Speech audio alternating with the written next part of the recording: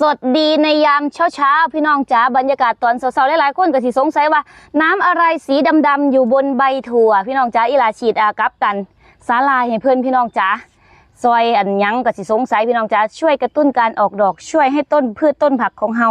งามแล้วก็แข็งแรงพี่น้องจ๋า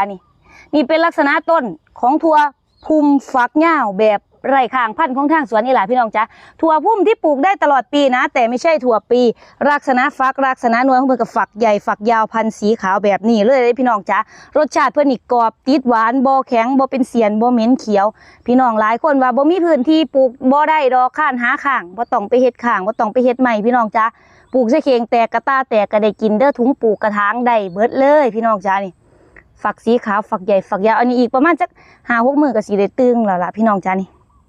นี่ความยาวของฝักเพิ่นก็ประมาณ30 ถึง 40 เซนได้อันนี้ก็ขึ้นอยู่กับการดูแลน้ำเด้อพี่น้องจ๋าเป็นส่วนหนึ่งเนาะสำหรับพี่น้องท่านใดที่เพิ่นอยากได้เม็ดพันธุ์เอาไปปลูกอีหลาสิปักพิกัดไว้ให้อยู่กับตาซ้ายมือเด้อกดเอาได้จ้ะ